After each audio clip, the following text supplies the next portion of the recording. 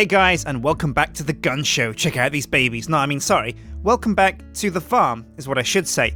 Now, today we're going to be trying to get the sweet chestnut. We'll see if we can get a couple of fields for that and get some seed oil pumping out of that so we can get more engines to power our farm better. We'll also be looking at the quarry and the pulverizer and seeing if we can get our systems in place and get one step closer to actually making our mass mining dream a reality. So, let's go. Now, first things first, I've got some grafters. Now let's head over to the tree breeding zone and oh yeah, look at these babies. There's so many pollinated leaves. We're going to have an easy time, I'm sure, finding enough sweet chestnuts to make a tree and an orchard. Alright, 6 grafters should be fine, so let's see if we can find ourselves a sweet chestnut.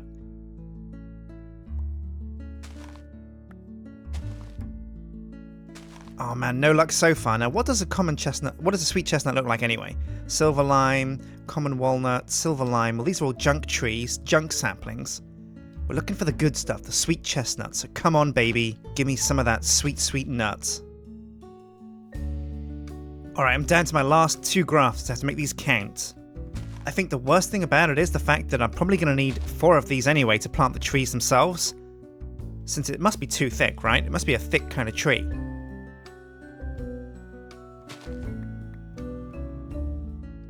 Oh, hello! Sweet chestnut! Oh, yes! Oh, the sweetest thing. Okay. Now, that actually looks a lot like the silver limes that I picked up earlier. Well, okay, let's plop this down and keep 2 fingers really crossed, guys. I want you to cross your fingers at home with me because I hope that this tree... Oh, fell off. I hope this tree only needs 1 sapling to make a tree because if it doesn't, I'm in serious trouble. There's no way I can get 4 of these babies. Okay, right, so let's plonk this down. See what it looks like. Well, actually, no, and let's just hope that we can actually farm it up with just 1 sapling. Right, so the final orchard, the final field, should be the final tree that we actually breed. There are a couple that we've missed. We went down the jungle line, and we went down the oak line, which is where the chestnuts come from. But there's also things like sequoia and balsa wood, which are down even more tree lines as well. So that's something we can think about doing once we've got these sweet chestnuts in place. But for the time being, chestnuts are important because the nuts that we get from those will farm and we'll use them in our biogas engines. Okay, so let's get the bone meal out now. And fingers crossed. Here we go. Clicky, clicky. Oh, no. No, it's not working. Whoops. We need 4 saplings to get the sweet chestnut down. Okay, so it's back to the bee breeding bits and see if I can graft any more leaves to get some more sweet chestnuts. No, I'm afraid, guys, no luck. So I'm going to put these saplings in one of these chests over here. Oh, pick up some of these nuts. I'm going to put these... Oh, wow, there's loads of these things. Wow, this is crazy.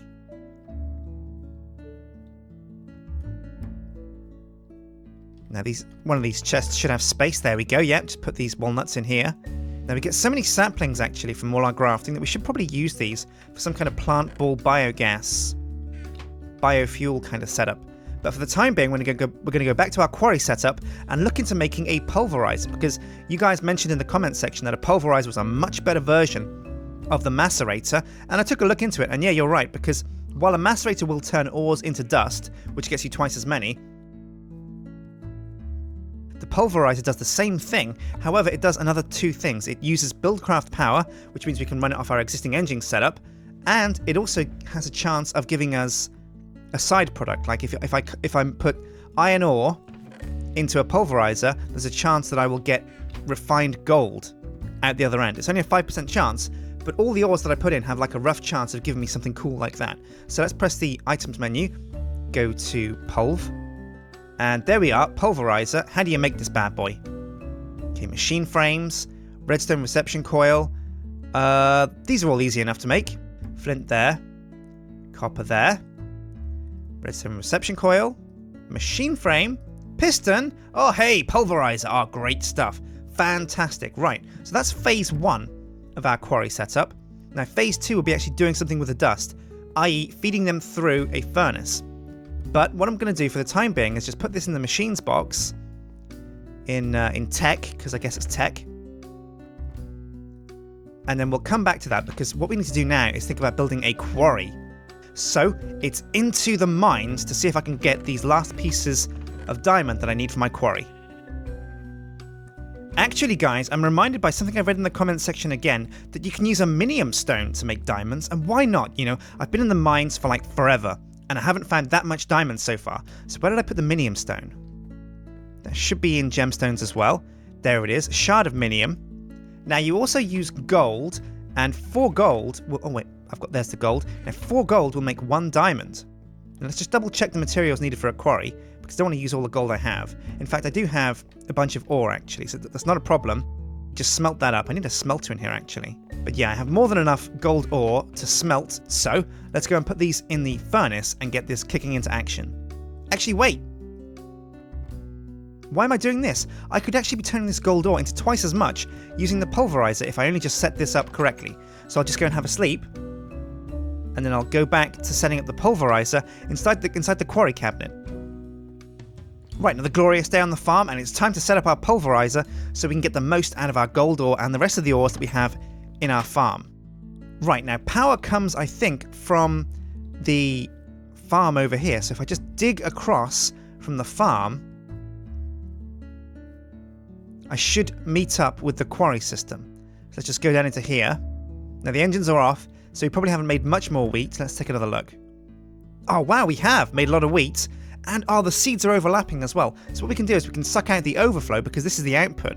We can suck out the overflow seeds and send them to the seed squeezer to get much more seed oil than we actually first thought. Okay, let's use a stone pick so as not to waste durability on our obsidian, on our thaumium pick. Right now, looking at the map, if I just angle myself towards, there we are, this way goes straight to the quarry hut. So I'll just dig towards the quarry hut and pipe in the redstone conduits. Man, I really can't wait to get my quarry set up. I mean, one of the things that really sucked me into TechIt was seeing those videos ages ago of actual pipes pumping out items and seeing a quarry in action with that kind of laser arm leaning over a quarry pit and digging out all those precious materials. So I really can't wait to get a quarry working on my farm. Now, one of the key things to remember is that I'm going to have the quarry underground for the most part, so it's hidden and you aren't kind of offended by. Oh wait, hang on a sec. I think we're right below where we need to be, so I better be cautious here. So the quarry will be underground, and you won't be offended at all by that kind of horrible sight of those big orange kind of framework things messing up the landscape. Right, so if we dig up, we should come across the cobblestone floor. There it is. So now I'll just clear the path a bit. Oh no, we're on the edge. Right, I'll just replace that cobblestone there. And there we go, this is where we need to be. Sweet. Now the pulverizer is going to be the first in the chain, but we're also going to need a chest system set up so that we have an overflow for if the pulverizer is busy with other materials. So I think putting the pulverizer about here seems about right. So let me just dig through the cherry wood here with my fists. Oh, punch! Fists of steel, man, look at these guns. These guns could punch through anything. Oh yeah. Right, so that's that cleared. Now I'll just put the conduit up there. Come down a bit. Here we go. Got to be careful not to misplace this as well, because I'm not sure how to gather it. Last time I tried, well, it ended badly. There we go, it's hooked up now. So all I need to do is put the pulverizer in at the top, and then I can start feeding in the gold. I'll also have to turn on my honey engines as well, actually, so that they can actually start churning out power. Oh, I wonder what's taking damage down there. 2, 2, 2. Looks like someone's fallen in lava or something. Right, so the pulverizer will be here. And let's see, now I hope the bottom is where power's supposed to be fed into this. Plonk it down. Now, what do I see? 0 millijoules per tick, so I think it's probably hooked up correctly. Right, so we'll put our gold ore there, and this will get pulverized into those 2 chambers. Now I'll have to go and... Oh, what's this? What does it need? Oh, that's the power. So I could put a battery in there, but I'm not going to bother. For the time being, we're just going to go back to the honey engines and turn everything on. Right, so let's turn on these honey engines and get power pumping back into the pulverizer. I can't wait to see this thing in action, actually. I've seen a macerator working, but I've never seen a pulverizer doing its business. Okay. Now that those engines should be on by default, so just sucking honey out of this tank, there's not much left in here, actually, should see us clear. Fingers crossed these things turn on. They might have run out of lava. Let's take a look. Oh no, they still got a lot of lava in here. So I think we're going to be okay. Oh, this one hasn't actually. Oh, that's an issue. And they're all on. Okay, sweet. Now I'll turn off that honey pump. Preserve what's left of the tank. And now let's go and watch the pulverizer in action. Alright, and I can see already it looks slightly different. And, oh yeah, it's chugging through that iron. It's going a bit slow, but to be honest, it's going about the same speed as a... Oh, there we go, pulverized gold. Now, it's going about the same speed as a regular furnace does, so that's okay. Well, okay, sweet. I'll leave that to chug over for the time being. And what I'm going to do now is go over and turn these gold pulverized ingot things. Actually, I'm not sure what I do with pulverized gold. How do I turn it into bars? Let's take a look. I know, it's just like gold dust. You just cook it in a furnace and it produces a gold ingot. Okay, so I'm going to use these gold ingots that I've got already to make 1, 2, 3, 4. Now, 1 diamond in the top left should make for us a diamond. Huh? It's not... Why isn't it working? Wait, hang on a sec. I need to make a minium stone. And these are shards of minium. Okay, well, how do I make a minium stone?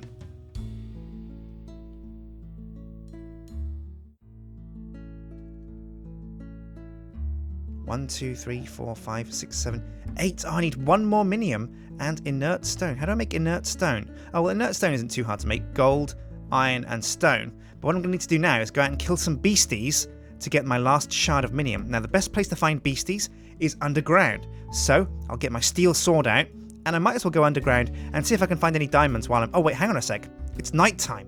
Oh, right, well, I don't even need to go underground. I can take out these jokers right now. Ha ha! Here I come, mother truckers. Oh yeah. Oh yeah. No minium stone from him, but there's plenty of more dudes around the corner. Here we go. Man, it's at times like this I wish I still had my monster spawner underneath my base. But I tell you what, it's slim pickings down here. So what I'm going to do is I'm going to go into the mine and see if I can find any more monsters while I'm looking for diamonds. Because if I can, it'd be better to find pure diamond rather than waste 4 gold.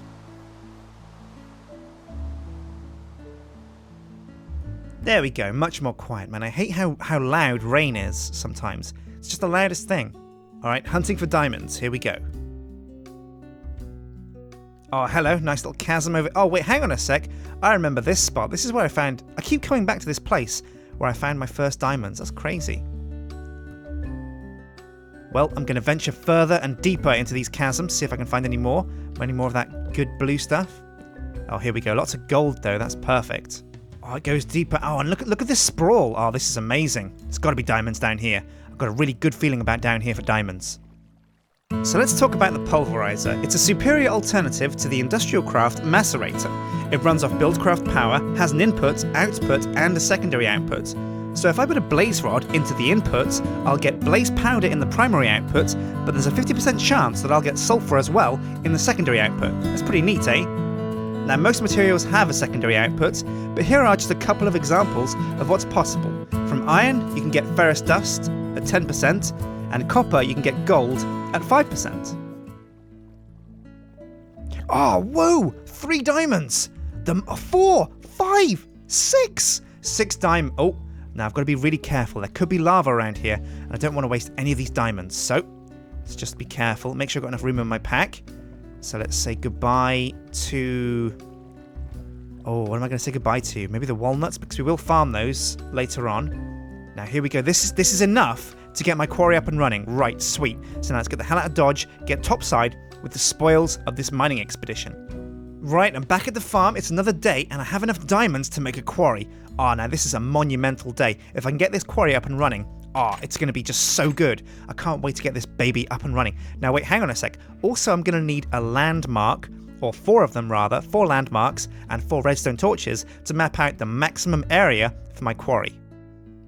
Right, so a quarry is like, it's a bunch of gears, diamond pickaxe, and redstone. So we'll start with the diamond gears and the diamond pickaxe first. Get those out of the way. Now we'll need the 5 diamonds from in here. There we go. Right, now here we go. The iron gears in a V, the gold to the left and the right, a redstone at the top, diamond in the left and the right, and bam! Oh, quarry! We've done it! We've got a quarry! Oh, guys, this is a monumental moment. Right, we finally got the first piece well, not the first piece, but a big piece in our plans to making our farm a massive, sprawling, technological, industrial entity. And already, look, I'm already level 24. That's crazy. So I can probably enchant my Thaumium pick, spin the wheel pretty soon, actually. Now, what I need now is landmarks and redstone torches, and with those in place, we can start our actual quarry up and running. Now, I think by default, a quarry reaches up by 5 blocks, so we're going to need to go at least 5 or 6 blocks down into the earth to put down our quarry. Now, you finally get to see inside this quarry chamber. Now, this goes quite deep, as you can see. So if we dig out... Oh, now, where is the quarry actually going to dig? We can't risk it overlapping our wheat farm. And I think if we dig towards the water, we might get lucky. We might have the water kind of fall in so that it'll naturally fill up the quarry with water, and if it goes over lava, there won't be an issue. So let's dig this way, I think. Right, now it's time to put down the landmarks. Now, if we put down the landmarks, we'll put one, let's put them in the bar first. If we put one down here, and then what we do is we put down a redstone torch right next to it, and that creates a massive line that shows us how far our quarry can reach. So fingers crossed, if we go up here and we walk out this way, oh yeah, you can see already that the blue line comes through there. So we just follow this line. Oh, it's nighttime, but I should still be okay. We follow this line until it stops, and that's how big we can make our quarry. Oh!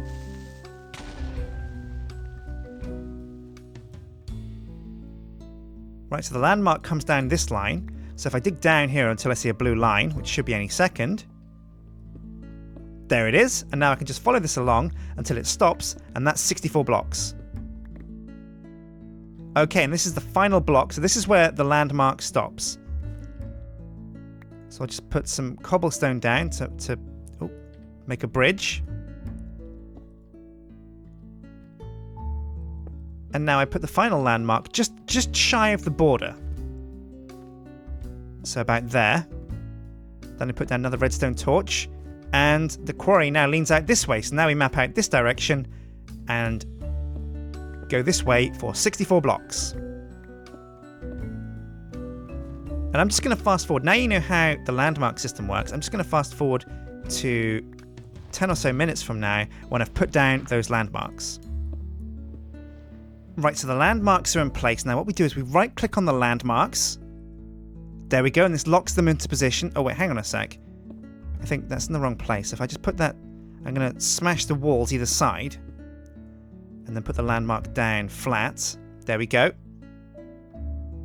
Now if we right click, kablamo, you see those red lines? That means that the quarry is mapped out. But that's all we've got time for this episode. So next episode we'll get power to the quarry, we'll turn it on, we'll get the materials pumping through the quarry, piped up through our materials chamber. We've already got a pulverizer up there. All we need is another furnace, buildcraft furnace, and then we can get our complete mining operation up and running. We can start getting all the valuable materials we need to start getting some more of the advanced farm machinery that we need in our farm. So I've been Sjin. Thanks for watching Feed the World.